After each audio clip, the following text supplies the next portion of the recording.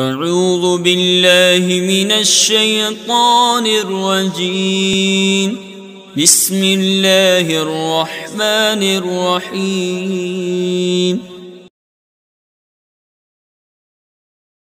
بسم اللہ الرحمن الرحیم۔ میں مجاہد حسین رضوی، استاذ دارالعلوم غریب نواز الہ آباد، درجہ سادسہ کے متعلمین سے مخاطب ہوں اور ہدایہ کتاب النکاح کا درس دینے جا رہا ہوں۔ مہر کا بیان چل رہا ہے اور اسی سے متعلق آج ایک صورت مسئلہ کا بیان کرنا ہے۔ صورت مسئلہ سے متعلق جو ہدایہ کی عبارت ہے، پہلے وہ عبارت آپ بغور سماعت کر لیں۔ کہتے ہیں وَلَوْ سَمَّا اقل من عشرہ فلہ العشرۃ عندنا، وقال زفر رحمۃ اللہ علیہ لہا مہر المثل لأن تسمیۃ ما لا يصلح مہرا كعدمها، ولنا ان فساد هذه التسمیہ لحق الشرع وقد صار مقضیا بالعشرہ، فاما ما یرجع الى حقها فقد رضیت بالعشرہ لرضاها بما دونها، ولا معتبر بعدم التسمیہ لأنها قد ترضى بالتملیک من غیر عوض تکرما، ولا ترضى فيه بالعوض اليسير، ولو طلقها قبل الدخول بها تجب خمسة عند علمائنا الثلاثة رحمة الله عليهم، وعنده تجب المتعة كما إذا لم يسمي شيئا۔ اس سے پہلے کہ میں عبارت کا ترجمہ آپ کے سامنے رکھوں، میں یہ بتا دوں کہ صاحب ہدایہ نے میں نے جو عبارت پڑھی، اس عبارت کے اندر دو مسائل کا بیان کیا ہے اور دونوں ہی مسائل مختلف فی ہیں۔ پہلا مسئلہ یہ بیان کیا ہے کہ اگر کسی نے بوقت نکاح 10 درہم سے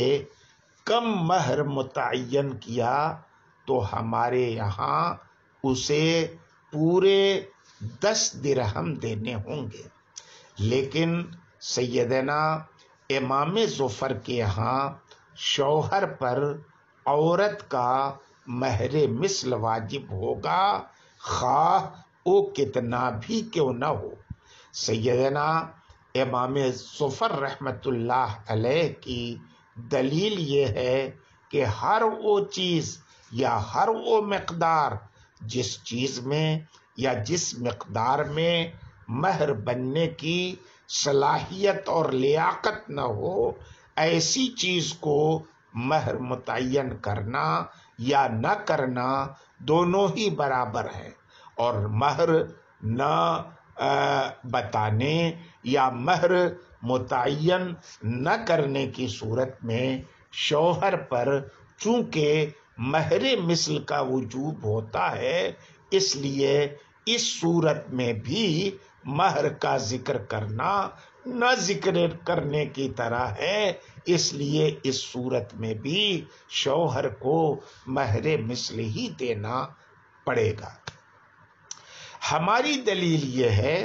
کہ دیکھیے مہر سے متعلق دو حقوق ہوتے ہیں۔ نمبر 1 حق شرع، اور حق شرع مہر کی کم از کم مقدار سے متعلق ہوتی ہے، اور وہ کم از کم مقدار 10 درہم کی ہے۔ اور نمبر 2 حق زوجہ، یعنی مہر 10 درہم سے زائد ہو، اور ظاہر ہے بات اچھی اسی وقت ہوگی جب حق شرع کی بھی رعایت کی جائے اور حق زوجہ کی بھی رعایت کی جائے۔ اس لیے جب 10 درہم سے کم مہر متعین کیا گیا تو حق شرع کی رعایت کرتے ہوئے ہم شوہر پر کم از کم 10 درہم ضرور واجب کریں گے، اور حق عورت کی خاطر ہمیں اس 10 پر اضافہ کرنا چاہیے تھا، مگر جب اس عورت نے 10 درہم سے کم مہر میں ہی اپنی رضامندی ظاہر کر کے اپنا حق ساقط کر دیا ہے، تو اب ہمیں اس کے حق کی فکر کرنے کی کیا ضرورت ہے؟ وہ تو 10 سے کم میں راضی ہے اور ہم کہتے ہیں 10 دینا پڑے گا حق شرع کی طرف نظر کرتے ہوئے۔ اس لیے صورت مسئلہ میں صرف حق شرع کی رعایت ہوگی اور شوہر پر 10 درہم بطور مہر واجب ہوں گے۔ سیدنا امام ظفر رحمت اللہ علیہ نے جو قیاس کیا کہ ایسی چیز کا ذکر کرنا جس کے اندر مہر بننے کی صلاحیت نہ ہو، اس کا ذکر کرنا نہ کرنا برابر ہے، اور نہ کرنے کی صورت میں مہر مثل واجب ہوتا ہے تو اس صورت میں بھی مہر مثل واجب ہوگا۔ تو اب اس کا جواب یہ ہے کہ حضور والا مہر کے ذکر کو، جس کو آپ کہیں تسمیہ کو، عدم تسمیہ یعنی مہر کے عدم ذکر پر قیاس کر کے وجوب مہر مثل کا قول کرنا یہاں پر درست نہیں ہے۔ کیوں؟ تسمیہ اور عدم تسمیہ میں فرق ہوتا ہے، اس لیے کہ کبھی تو عورت از راہ تکرم، از راہ فیاضی، از راہ جود پورا کا پورا مہر معاف کر دیتی ہے، اور بغیر کسی عوض کے تملیک بضع کے لیے تیار ہو جاتی ہے۔ اور کبھی ایسا ہوتا ہے کہ وہ مقدار قلیل پر راضی نہیں ہوتی، مہر کی مقدار قلیل پر راضی نہیں ہوتی، کیونکہ اس کے اندر وہ اپنی ہتک اور کمتری محسوس کرتی ہے۔ تو عدم تسمیہ کی صورت میں یہ لازم نہیں آتا کہ وہ 10 درہم پر راضی ہو۔ یہی وجہ ہے کہ عدم تسمیہ کی صورت میں مہر مثل واجب ہوتا ہے، لیکن تسمیہ کی صورت میں جب خود عورت 10 درہم سے کم پر راضی ہے تو 10 پر تو بدرجہ اولا راضی ہوگی، اس لیے اس صورت میں 10 درہم مہر واجب ہوگا، اور اس میں زوجہ کی کوئی حق تلفی نہیں ہوگی۔ دوسرا مسئلہ یہ ہے کہ اگر ایک شخص نے 10 درہم سے کم مہر متعین کر کے نکاح کر لیا، لیکن خلوت سے پہلے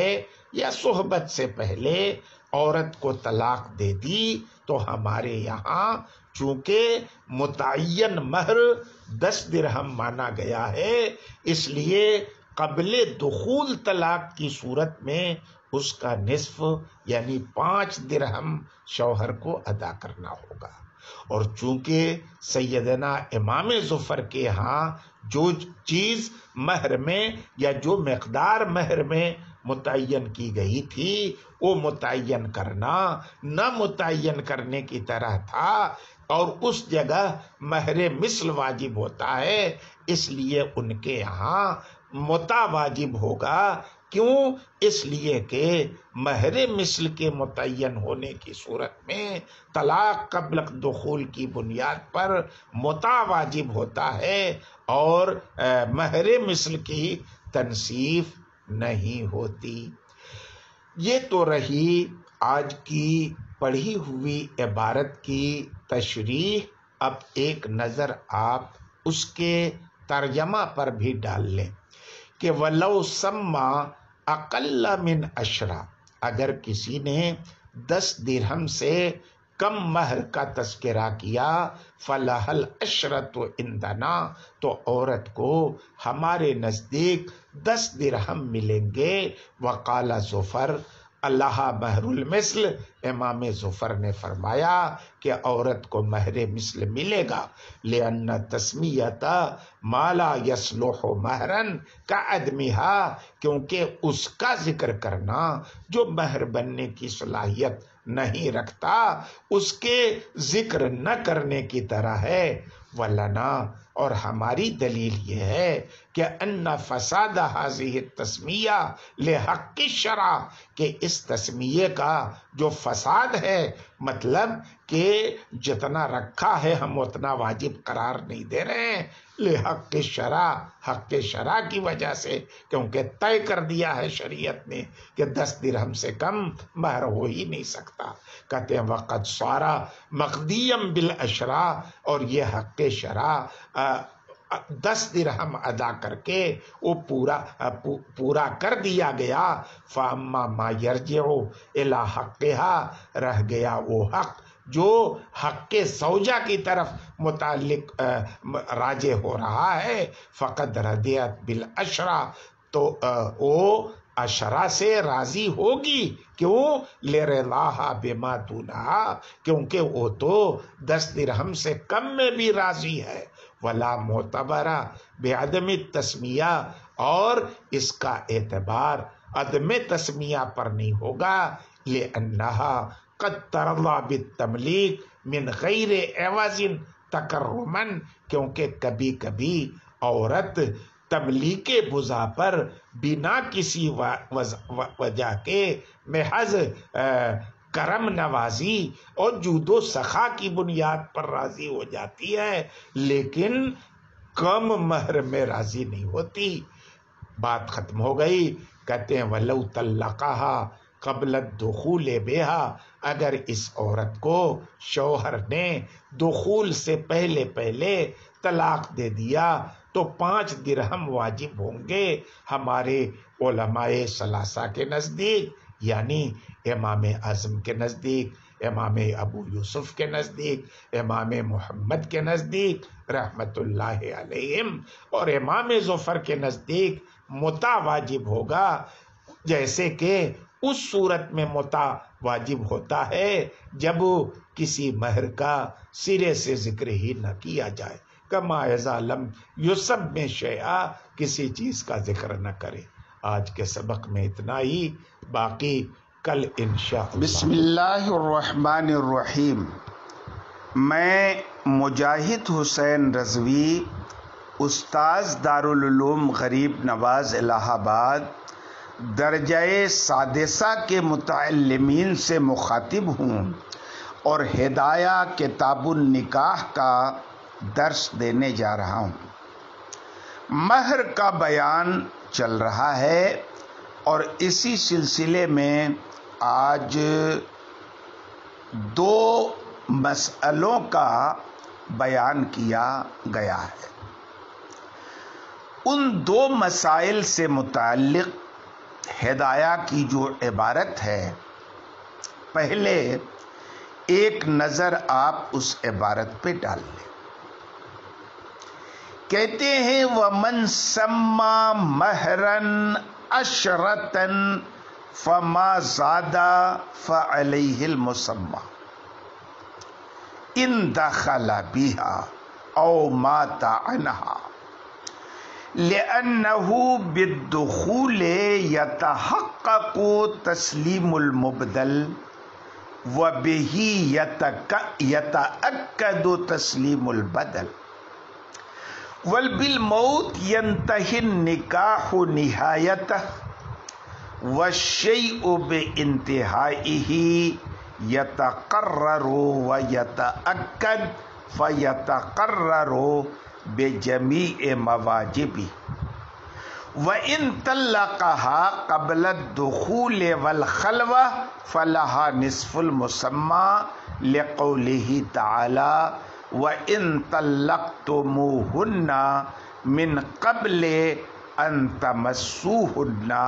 الى آخر الآیہ. والأقیسة متعارضة ففیہ تفویت الزوج الملک على نفسه باختیاره وفیہ عود المعقود علیہ صالبا فکان المرجع فیہ النص وشرط ان یکون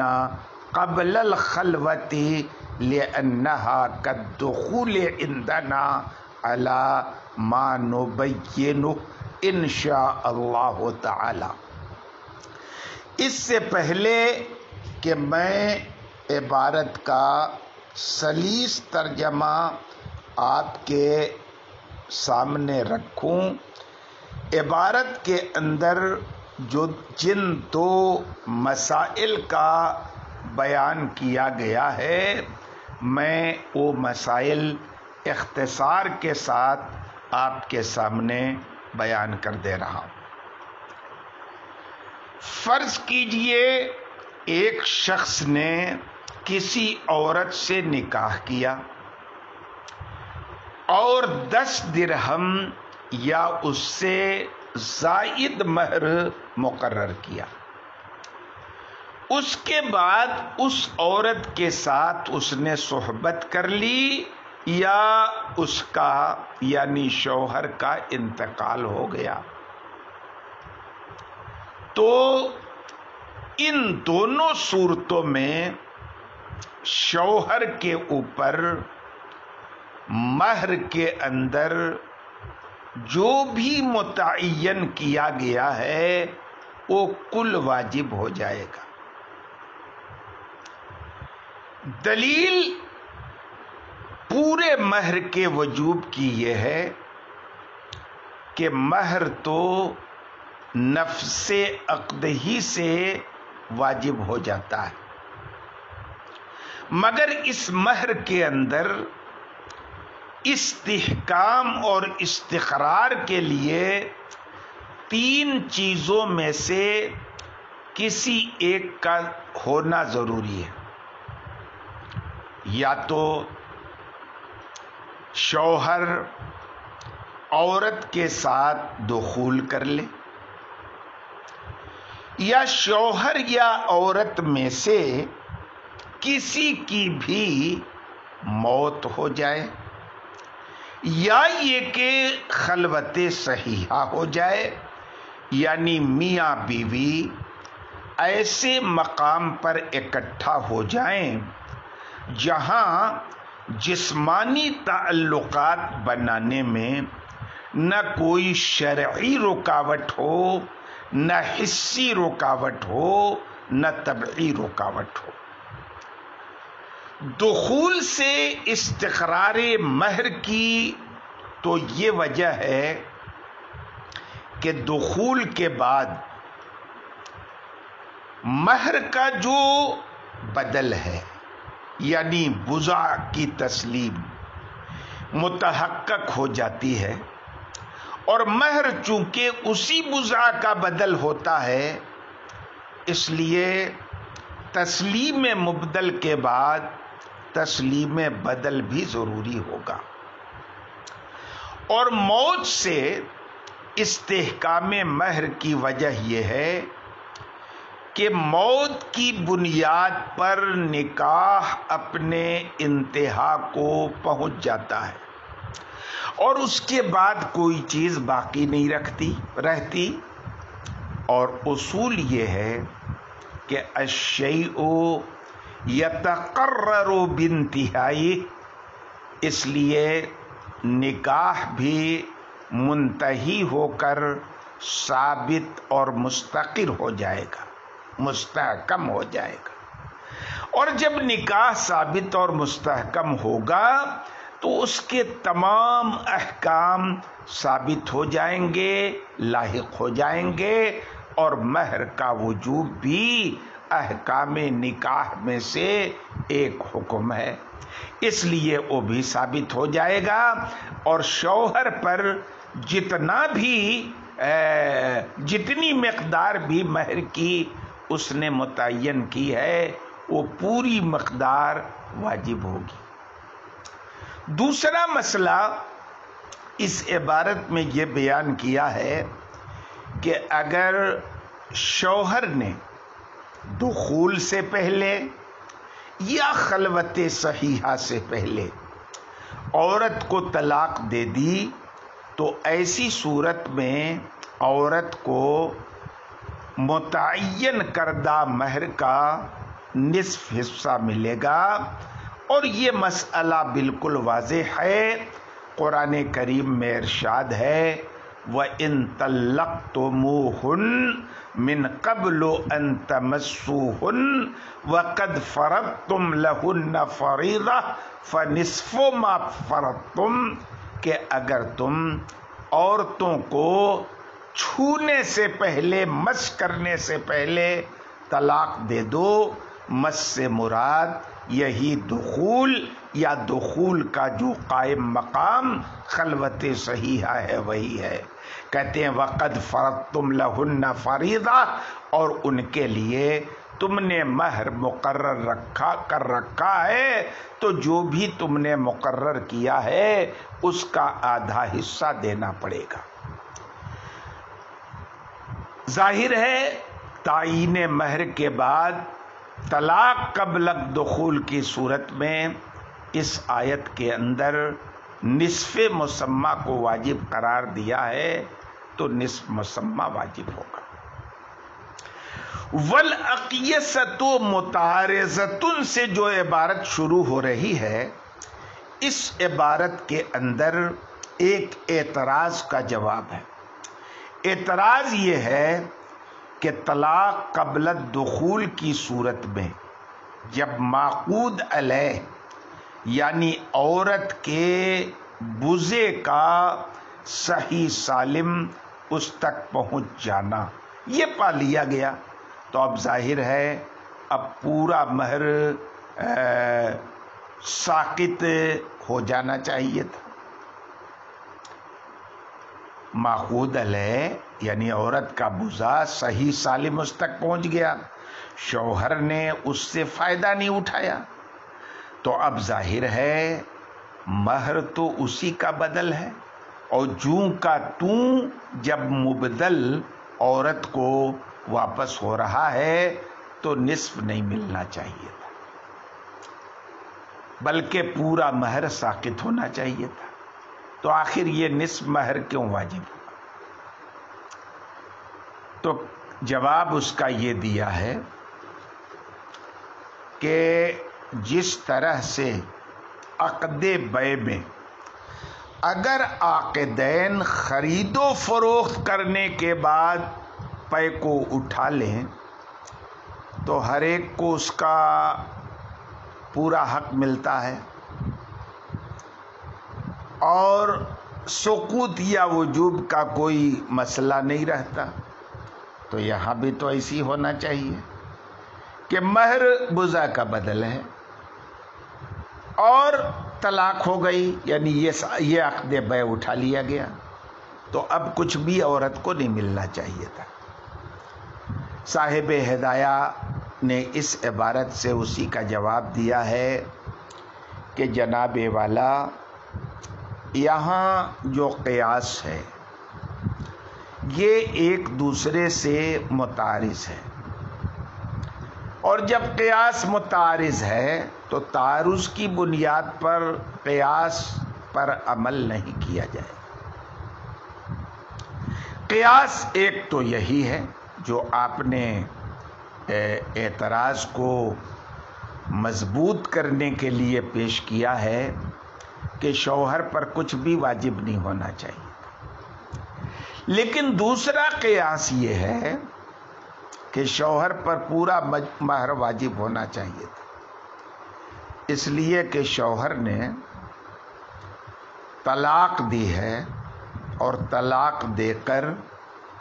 از خود اپنے ارادے اور اختیار سے اپنے حق میں جو بزا کی ملکیت ثابت تھی اس کو ختم کیا ہے۔ اسی لیے جس طرح مشتری کے بیع کو ہلاک کرنے کی صورت میں مشتری کے اوپر پورا ثمن واجب ہوتا ہے، اسی طرح از روئے قیاس یہاں شوہر پر پورا مہر واجب ہونا چاہیے۔ تو آپ کا قیاس یہ کہتا ہے کہ کچھ بھی مہر واجب نہیں ہونا چاہیے، ہمارا قیاس کہتا ہے کہ پورا مہر واجب ہونا چاہیے۔ تو جب قیاس آپس میں متعارض ہو گئے تو اب ایسی صورت میں ہم نص کو فیصل اور حکم مانیں گے، اور نص قرآنی میں چونکہ تعیین مہر کے بعد قبل دخول طلاق کی صورت میں نصف مسمہ کو واجب قرار دیا گیا ہے، اس لیے نصف مہر ہم واجب کریں گے۔ اور امام قدوری نے دخول کے ساتھ ساتھ قبل الخلوت کی بھی شرط لگائی ہے، یعنی نصف مہر کا واجب ہوگا جب یا تو دخول سے پہلے طلاق ہو جائے یا دخول نہ ہو، خلوت ہو گئی ہو اور اس سے پہلے خلوت صحیحہ سے پہلے طلاق ہو جائے، یعنی ہمارے یہاں خلوت صحیحہ سے بھی مہر مستحکم اور مؤکد ہو جاتا ہے، اور اس کی بحث انشاءاللہ آگے آئے گی۔ اب آپ ترجمہ دیکھ لیں، سلیس ترجمہ عبارت کا کہ وَمَن سَمَّا مَہْرَ، جس نے مہر رکھا، کتنا؟ 10 رکھا، فما زادہ فعلیہ المسمى، تو جو اضافہ اس پر کرے گا تو اس پر مسمى واجب ہوگا، اگر اس کے ساتھ دخول کر لے یا اسے چھوڑ کر مر جائے، اس لیے کہ دخول کی بنا پر مبدل کی تسلیم متحقق ہو جاتی ہے، اور مبدل کی تسلیم ہی سے بدل کی تسلیم بھی مؤکد ہو جائے گی، اور موت کی وجہ سے ینتہی النکاح نہایتہ، نکاح اپنے انتہا کو پہنچ جائے گا، اور جو چیز اپنے انتہا کو پہنچ جائے تو اب انتہا تک پہنچنے کی وجہ سے متقرر اور متأکد ہو جاتی ہے، تو مہر بھی اپنے تمام مواجب کے ساتھ متقرر ہو جائے گا۔ اور اگر دخول سے پہلے اور خلوت سے پہلے طلاق دے دے تو اس کو نصف مسمہ ملے گا، کیونکہ اللہ تعالیٰ کا فرمان ہے وَإِن طَلَّقْتُمُوهُنَّ مِن قَبْلِ أَن تَمَسُّوهُنَّ إِلَى آخر الآیہ۔ اور قیاس باہم متعارض ہے، ففیہ ہے تو اس کے اندر یہ بھی قیاس ہے کہ زوج نے اپنے اوپر ملک کا خاتمہ کیا ہے اور اپنے اختیار کے ساتھ کیا ہے۔ وفیہ عود المعقود علیہ سالمن، اور اس میں ایک قیاس یہ بھی ہے کہ جو معقود علیہ ہے اس کی طرف یہ صحیح سالم لوٹ جا رہا ہے۔ تو اب ایسی صورت میں مرجع یعنی قیاس جب متعارض ہو گئے تو مرجع اس میں نص ہوگا، اور یہ شرط لگائی گئی ہے کہ خلوت سے پہلے ہو، کیونکہ خلوت بھی ہمارے نزدیک دخول کی طرح ہے، مہر کے مؤکد ہونے کے حکم میں، عدت کے وجوب کے حکم میں، علی ما نبینہ انشاءاللہ تعالی، جیسا کہ ہم اس کا بیان آگے انشاءاللہ تعالی کریں گے۔ آج کے سبق میں اتنا ہی، باقی کل